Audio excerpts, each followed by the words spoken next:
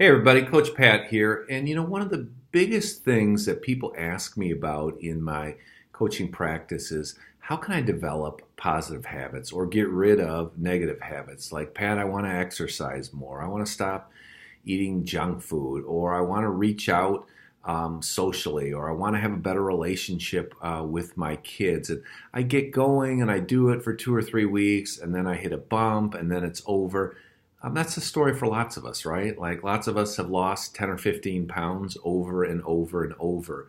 I want to share something with you. Recently, a coaching friend of mine put me on to this book right here, and it's called Living Smartly: 5 Essential Skills to Change Your Health Habits Forever. And it really works for any kind of habits.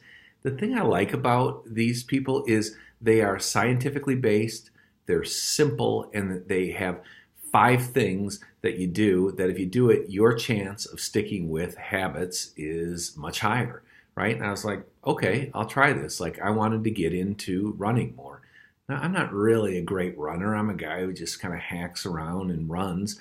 But I have to tell you, for the last 2 months, I've ran 15 miles or more every week. Now, I mean, that's practically miraculous. I'm not sure I've run 10 miles a week, 2 weeks in a row ever, right? I'm just not a guy who runs that much.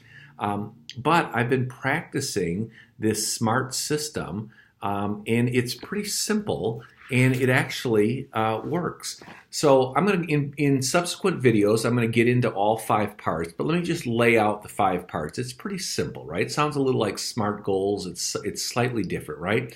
So it's called SMART habits, right? The S is set a goal, right? So we've got to set a goal, something that's measurable and observable.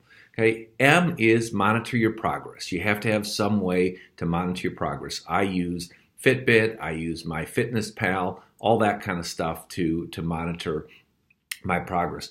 A is arrange your world for success. This is the most key part in my view, that if we make things slightly easier to do good habits, we are much more likely to do them. And so I've done some things where I've laid my clothes out, I've got out running right away in the morning, been super helpful. R is recruit a support team. You know what? Habits are awesome to do on your own until you hit a bump, right? Until you like, ugh, I was doing great for 3 days and now I screwed up. And just forget it. When you have a support team, it's not quite that easy to quit, right? You realize that there's bumps and you can keep going. And finally, the T in SMART is treat yourself.